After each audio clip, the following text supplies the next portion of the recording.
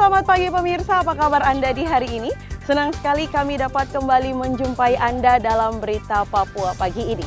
Bersama saya Cynthia Delima, sejumlah informasi penting dan menarik telah berhasil dihimpun tim redaksi dan akan kami hadirkan untuk Anda. Berikut 3 di antaranya.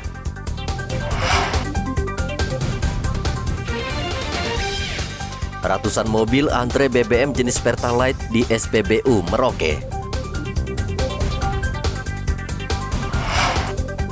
Pasar murah yang digelar dalam rangka HUT ke-77 RI sepi pengunjung.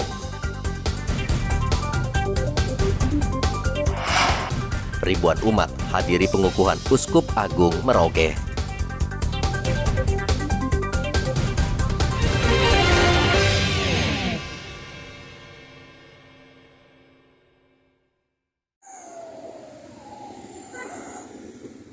Antrian panjang ratusan mobil yang hendak mengisi BBM di Jalan Ahmad Yani dan para komando Merauke hingga saat ini masih terjadi.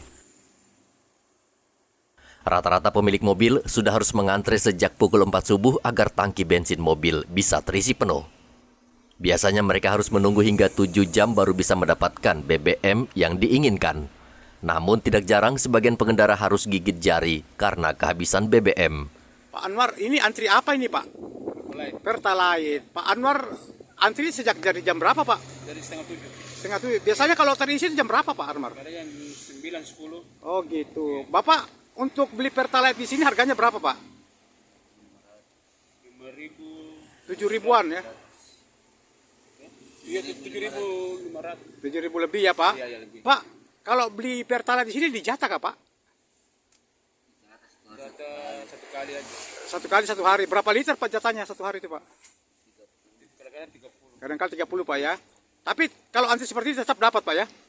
Dapat dan dapat kadang tidak. Kalau terlambat ya kadang dapat kadang tidak. Oh gitu.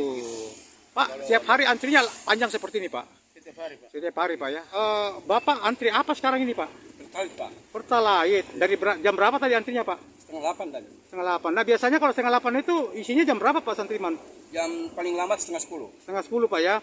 Pak perlu biasanya isi berapa liter per hari Pak? Kalau saya biasanya sehari hanya 40 liter saja karena full tangki dari 40 liter.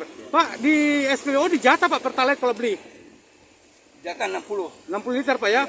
Nah kalau umpamanya 60 liter besok baru bisa beli lagi itu? Tergantung. Kalau saya tergantung ini kebutuhan. Nanti kalau sudah habis baru saya antri lagi. Oke. Kondisi seperti ini terjadi sejak lama dan tampaknya belum ada langkah efektif pemerintah untuk menangani pasokan BBM di Merauke yang tidak mencukupi. Sejak bulan lalu pihak SPBU sudah menjatah sopir yang akan membeli BBM jenis Pertalite. Setiap kendaraan hanya diberi jatah BBM sebanyak 30 liter agar tidak diperjualbelikan kembali. Muhammad Ridwan melaporkan dari Merauke, Papua.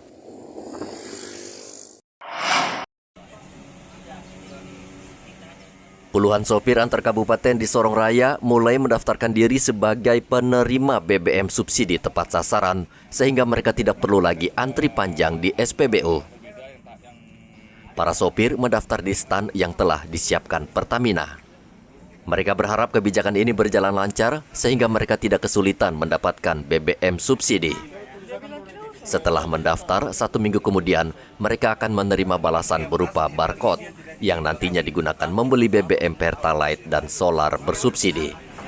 Saya rasa Pertamina harus ke masyarakat untuk sosialisasi masalah pengisian BBM yang sekarang ini yang dengar-dengarnya katanya pakai aplikasi dan sebagaimana. Ya toh? Supaya mereka lebih paham lagi. Kalau Om sendiri sudah daftar kah belum? Saya sudah selesai daftar. Sudah daftar dari kapan? Barusan tadi. Ya. Saya rasa ini bagus supaya mobil-mobil TAP itu yang biasanya dia modifikasi tangki itu supaya hapus. Bila perlu anggota kepolisian ada di SPBU supaya menghindari kecurangan-kecurangan yang terjadi yang selama ini sekarang ini terjadi di semua SPBU di Kota Sorong. Terus terang ini sangat terganggu. Jadi itu harapan kami ke depan kalau bisa dengan program ini masyarakat tidak setengah mati untuk mengisi BBM lagi. itu kami sangat mendukung. Oh, tadi data-data apa saja yang diambil tadi? Bagaimana, Pak? Waktu daftar tadi data-data tadi apa saja? itu cuman KTP, STNK, Iya. pajak, Iya. itu yang diambil, terus nomor HP kita. Lalu mereka sudah proses, dan itu nanti kita lihat perkembangan selanjutnya. Jadi tidak susah ya daftarnya? Tidak susah. Saat ini di Papua Barat, jumlah orang yang sudah mendaftar sebagai penerima BBM bersubsidi mencapai 500 orang. Kita menyasar untuk driver taksi, di mana taksi ini bertujuan dari Sorong ke Temenabuan ataupun Maibrat. Untuk nanti wilayah lainnya, kita akan buka juga stand-stand booth yang seperti ini di wilayah masing-masing pangkalan. Mungkin ada nanti di wilayah Sorong Tambrau juga. Itu kemarin info dari ketua pangkalan sendiri, itu sekitar 90 kendaraan ada di sana. Jadi nanti kita akan bantu daftarkan di sana. Dari kita akumulasinya, Mbak ya, kalau sekarang kita belum ada nih. Untuk dari Papua Barat sendiri, ini kita kan dapat datanya kemarin di per hari Selasa itu sekitar 390 sekian. Untuk Pertalite dan Biosolar sekitar 100 lebih gitu, Pak. Jadi mungkin dengan adanya posko offline ini, nanti di sini kita akan lebih meningkatkan lagi pendaftaran di web TV tempat ini. Untuk SPBU di Kota Sorong berarti sudah ada posko semua? Semua sudah ada posko di wilayah Kota Sorong maupun di Kabupaten Sorong untuk SPBU regulernya ya. Jadi SPBU reguler yang maksud ini seperti di SPBU di Jalan Baru, Kampung Baru, Sorpus, Hansen, Kilo 9 dan di Bobili di Kilo 18. Pendaftaran akan terus dibuka hingga seluruh pengendara yang berhak terdata dengan baik. Topan melaporkan dari Sorong, Papua Barat.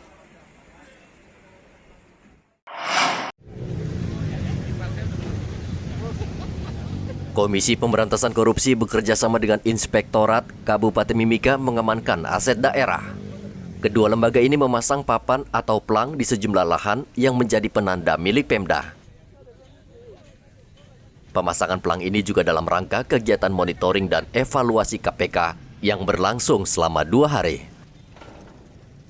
Pemasangan papan nama sebagai aset Pemda diantaranya tanah di Pasar Sentral, Lapangan Pasar Lama, area terminal Bandara Moses Kilangin, sisi selatan, dan sejumlah lahan lain di 5 lokasi. Ya, pas bilangnya ada di sini datanya. Sekecil apapun nilainya, bikin pelakasan di pinggir jalan, di tanahnya dia. Ya, biar mobil lewat kelihatan. Dian Patra juga meminta warga tidak memanfaatkan lahan Pemda untuk mendirikan bangunan karena bisa dikenai sanksi pidana. Dari Mimika, Papua, Igobat Momolin melaporkan.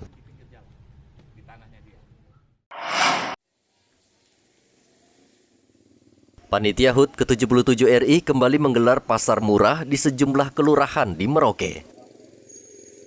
Senin kemarin pasar murah digelar di Kelurahan Samkai. Namun sayang pengunjung yang datang tidak banyak, padahal harga sembako yang dijual tergolong murah. Telur misalnya hanya dijual Rp70.000 per rak, dibandingkan dengan harga di pasaran yang saat ini di kisaran Rp80 hingga Rp90.000 per rak. Begitu juga dengan bawang merah, di pasar murah ini dijual Rp65.000 per kilogram, sementara di pasar dijual Rp70.000 per kilogram. Sementara tepung terigu dijual Rp12.000, di pasar dijual Rp15.000 per kilogram. Beli apa Ibu? Beli apa, telur? Tidak, Bawa. beli telur tapi beli bawang merah, Bawang merah. 1 kilo, bawang putih 1 kilo, sama minyak satu Harga yang Ibu dapat sini bagaimana Ibu harganya? Sangat membantu kami masyarakat kecil, Murah ya? sangat murah. Kalau di luar bawang merahnya berapa 1 kilo kalau belinya Ibu? Kalau saya belum pernah beli yang kilo di pasar maupun di kios-kios kecil. Jadi pasar murah ini sangat membantu warga di sini ya? Ada di sini. Panitia berharap warga bisa memanfaatkan pasar murah untuk membeli sembako yang saat ini harganya cenderung naik di pasaran, karena pasar murah ini hanya digelar pada momen khusus, seperti menjelang HUT kemerdekaan RI. Muhammad Ridwan melaporkan dari Merauke, Papua.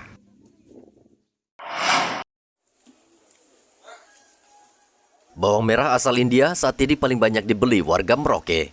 Pasalnya harga bawang ini tergolong murah dibanding bawang produksi lokal. Belum lama seorang pengusaha setempat mendatangkan 2 ton bawang merah asal India dan dalam sekejap ludes terjual.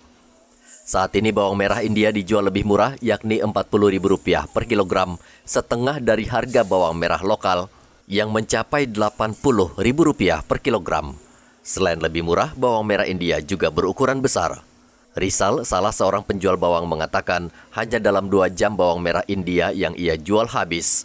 Ia mengakui kehadiran bawang merah India ini telah menggeser pamor bawang merah lokal yang harganya lebih mahal dan stok di pasaran juga kurang. Pak Rizal, kemarin jual bawang India berapa 1 kilo? Sampai 40.000. 40.000. Memang laris langsung habis ya? Iya. Berapa banyak kemarin jualnya? Ada pokoknya 100-an lah. 100-an ya? Iya. Nah, minatnya banyak sekali. Kenapa sampai warga suka begitu bawang India? Karena murah dibanding dengan bawang ini. Bawang ini. Terus kalau bawang yang sekarang ini Bapak jual sekarang berapa harga? Turun lagi? Agak turun. Turun berapa? 80 jadi 70. 70 sekarang ya? Iya, 70. Tapi orang tetap masih minat? Ya, karena itu sudah habis yang bawang India jadi terpaksa orang lari ke sini. Itu turunnya dari 80 ke 70, kenapa memang? Karena dari sana juga udah mulai turun. Oh, udah mulai turun ya? Udah mulai turun bertahap. Kalau bawang India itu dari mana Pak memang mereka datangkan itu? Agensi katanya sih langsung dari India memang. Dari India ya? Iya. Oh gitu. Murah banyak Pak ya? Banyak. Tapi langsung habis Pak ya? Langsung habis. Rencananya pada bulan depan importir kembali akan mendatangkan bawang merah asal India ini. Muhammad Ridwan melaporkan dari Merauke, Papua.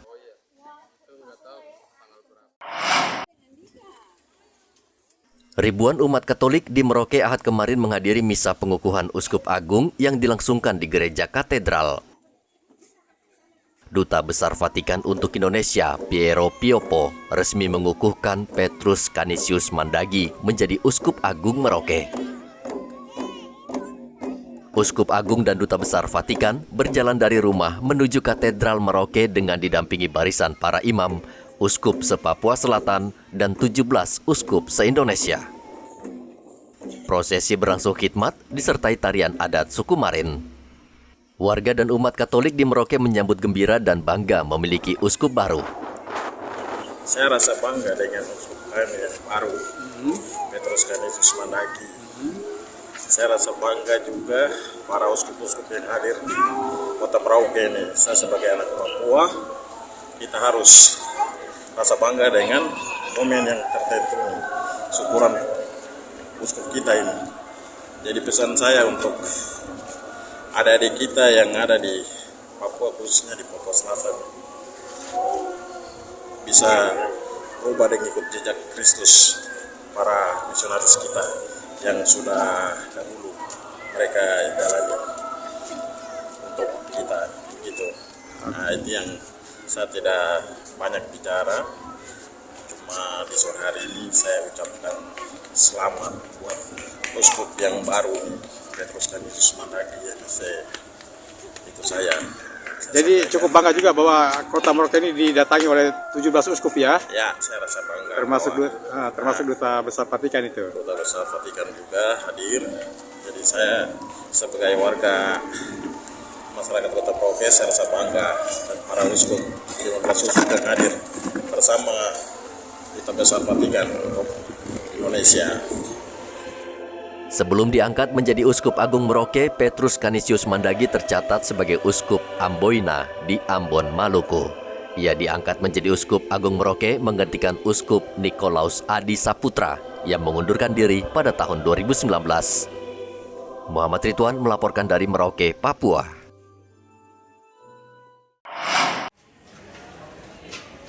Warga Mimika bisa bernafas lega karena stok obat malaria atau yang biasa dikenal dengan nama obat biru sudah mulai tersedia. Dinas Kesehatan Mimika tanggal 4 Agustus lalu menerima 58.000 butir obat malaria jenis ini dan langsung didistribusikan ke sejumlah puskesmas dan rumah sakit di Mimika. Dinas Kesehatan meminta warga agar tidak perlu khawatir, namun tetap menghimbau warga agar menjaga kesehatan dan kebersihan karena obat malaria ini hanya bertahan hingga 4 bulan ke depan. Stok yang masuk 58.500 tablet. Itu obat biru, DHP, obat malaria biru. Kemudian puskesmas didistribusi lagi beberapa puskesmas di kota, pesisir, pegunungan, dan klinik-klinik.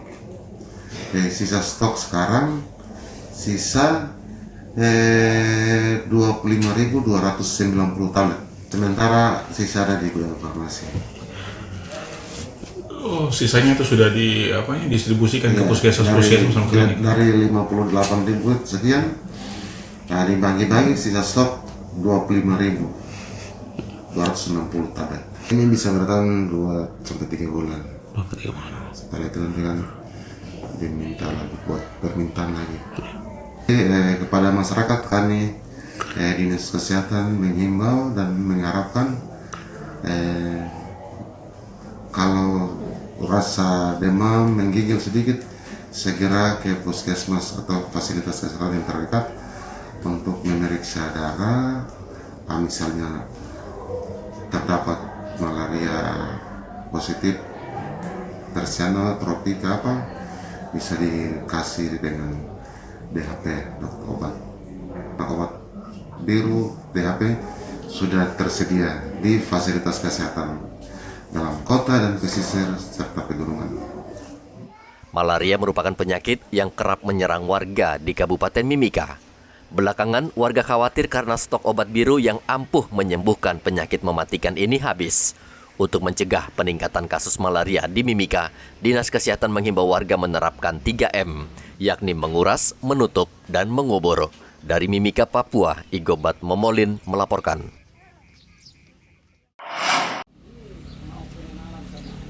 Untuk menyalurkan hasil produksi pertanian lokal, Kantor Ketahanan Pangan Kabupaten Mimika membangun toko tani Indonesia. Toko ini akan menjual hasil pertanian warga dengan harga non-subsidi.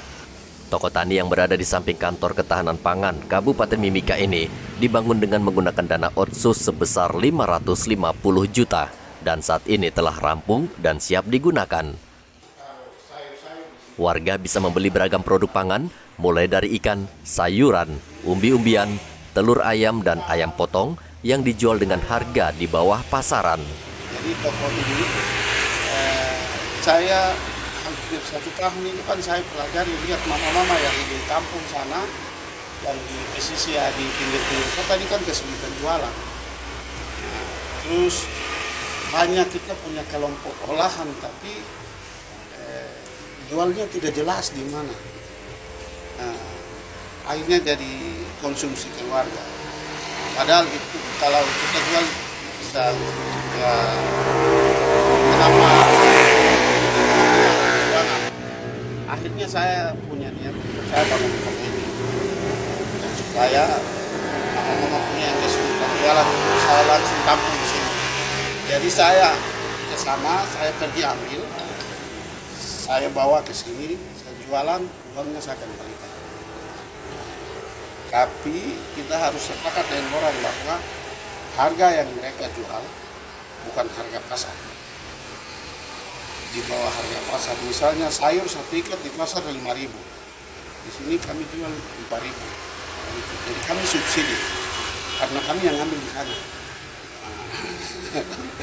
Jadi ya mari mama-mama atau ibu-ibu, bapak-bapak yang mau konsumsi pangan lokal, tunggu kami buka opening.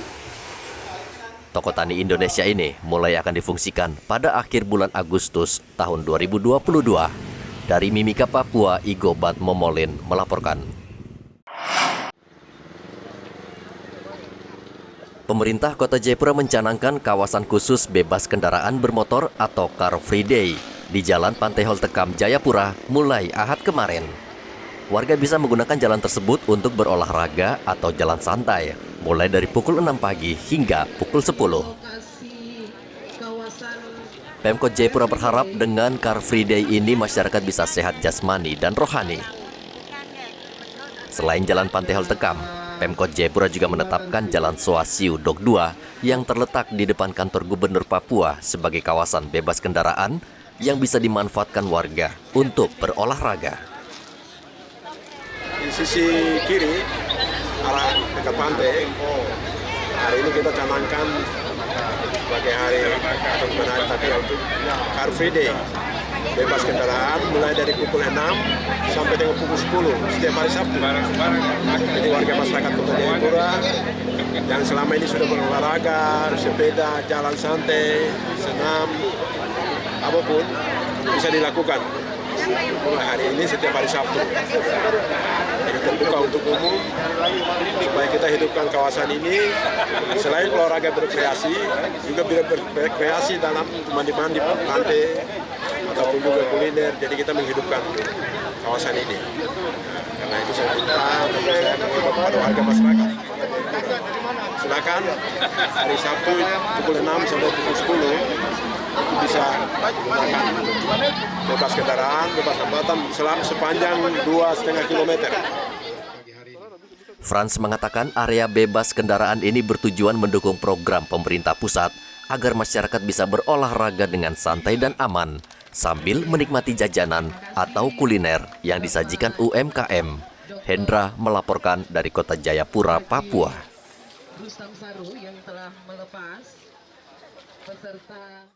Pemirsa, berita yang baru saja Anda saksikan sekaligus menutup jumpa kita dalam Berita Papua pagi ini. Saya Cynthia Delima bersama kru yang bertugas ucapkan terima kasih. Kami pamit undur diri. Selamat pagi, semangat pagi, Wanyambe.